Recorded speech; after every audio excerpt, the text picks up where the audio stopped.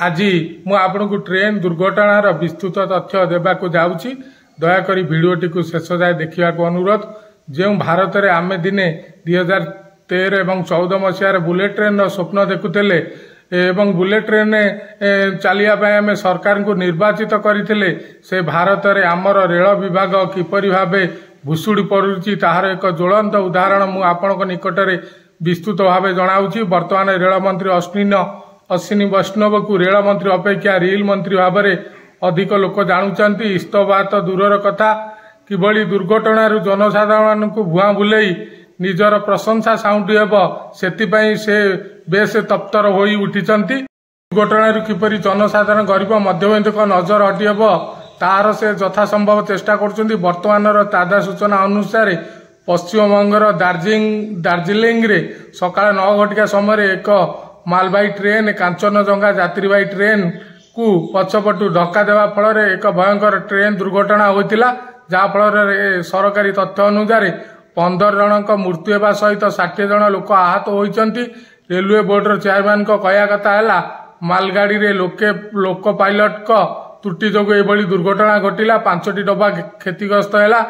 विशेष सूत्र जना पड़ी जे यही दुर्घटनार 3 घंटा पूर्व सिग्नल लाइन टा खराब थिला।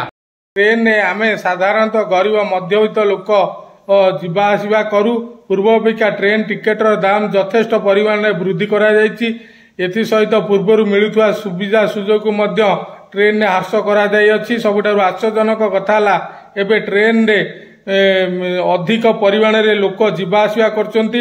एही ट्रेन बगी रे कैपेसिटी ठारू अधिक यात्री जीवा आसवा करछंती। एथुरु अनुमान करंतु वर्तमान रेलवे विभाग को आमर केते लाभ हेउथबो मिलुथबो। भारतर विकास को नहीं भारतीय राजनेता माने एभली बयानबाजी करुचंती जे अमेरिका जापान चीन रूस रो राजनेता माने मध्य आश्चर्यचकित हेउचंती। मंत्री हेबार किछि दिन परे रेल मंत्री दुर्घटनारू रक्षा पाइबा पई किभली भाबे सुरक्षा कवचर प्रचार प्रसार करुथिले ताहा आपण माने अनेक भिडियो रे देखिथिबे। तेबे एटी प्रश्न उठुची सेही कवच कुआडे गला काहेकि ट्रेन ए पर्यंत संलग्न करागला नाही काहेकि एते परिमाण रे ट्रेन दुर्घटना हेउची। पूर्वरु ट्रेन दुर्घटना परे रेल मंत्री माने निजर नैतिकता दृष्टि इस्तफा दे देउथिले किंतु वर्तमान इस्तफा तो दूरर कथा प्रमोशन परे प्रमोशन मिलुची ताहा पुणी बारंबार। एते बड़ दुर्घटना परे मध्य प्रधानमंत्री तरफरु कौनसी मंतव्य आसी नाही। सते जेमिति किछि होई नाही। 10 वर्ष प्रधानमंत्री रहिला परे जे प्रधानमंत्री गोटे भी प्रेस कॉन्फ्रेंस करि पारले नाही तांकठारु आमे आउ कोन आशा करिबा। परंतु जानिबा 2014 मसिया ठारु 2023 31 मार्च मास पर्यंत रेल दुर्घटनार संपूर्ण कला सत्य। यही समय मध्य 7टी बड़ ट्रेन दुर्घटना घटी। सरकारी तथ्य अनुसार बेसरकारी तथ्य भाव यह अधिक हो पारे। प्रथम ट्रेन दुर्घटना 26 मई 2014 गोरखधाम एक्सप्रेस 25 जनकर मृत्यु होता और 50 जन आहत होते। द्वितीय ट्रेन दुर्घटनाटी 20 नवेम्बर 2016 मसीह घटी। एथिरे 150 जनकर मृत्यु होता और 200 रु अधिक लोक आहत होते। यही ट्रेन टी थिला इंदौर पटना एक्सप्रेस। ट्रेन दुर्घटना घटी 23 अगस्त 2017 काफियत एक्सप्रेस 70 लोक आदि आहत होते। कई जने भी हेले मृत्युआहत हो नथिले जहाँ यह सरकारी तथ्य कहूँ। चतुर्थ ट्रेन दुर्घटना घटी पुरी हरिद्वार एक्सप्रेस। एथिरे 23 जन लोक मृत्यु होते और 60 जन आहत होते। पंचम ट्रेन दुर्घटना घटी 13 जनवरी 2022 मृत्यु संख्या 36 जन थिला। एटा Bikaner Guwahati express train T थिला। एथिरे 36 जन लोक आहत होते। षष्ठ ट्रेन दुर्घटना जून 2 एवं 2023 मसीहा बालेश्वर ट्रेन सबुठारु भयंकर दुर्घटना घटी।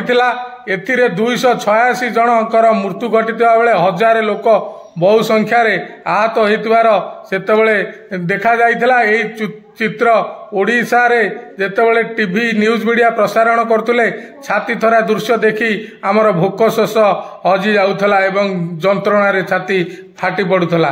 एवं यही सप्तम ट्रेन दुर्घटनाटी घटी वर्तमान 17 जून 2024 कांचनजंगा एक्सप्रेस एवं रिसेंटली ए 15 जनकर मृत्यु घटी आहत संख्या सूचना सठिक भाव आसीना तेणु आहत केते होइचंती ताहा जଣା पड़ी नाही। सर्वशेष रेल मंत्री को केतोटी प्रश्न एवं गोटे सचेतन नागरिक हिसाब रे अनुरोध रेलवे विभाग रे खाली पड़िथिबा 3 लाख पदवी केबे पूरण हेब जो खाली पड़िथिबा पदवी सकाशे यह दुर्घटनार प्रमुख कारण पालटिछि। एही 3 लाख पदवी केबे पूरण हेब। सुरक्षा कवच केबे सबु ट्रेन रे लागिबो एही दुर्घटना रु एड़ेया पई जो सुरक्षा कवचर प्रचार खोद निजे रेल मंत्री करथिले ताहाकु काहेकि आज पर्यंत सबु ट्रेन रे व्यवहार करा जाय नाही। दुर्घटना बर्तिया पई आपण आज पर्यंत रेल मंत्री हिसाब रे कौन कौन सबु पदक्षेप नेइचंती ताहा आपण माने जनसाधारण को पाखरे नियाती भाबे रखिबा उचित। निरापद ट्रेन यात्रा केबे संभव आउ केते ट्रेन दुर्घटना घटिले आपण नैतिकता दृष्टि इस्तफा देबे। धन्यवाद, नमस्कार।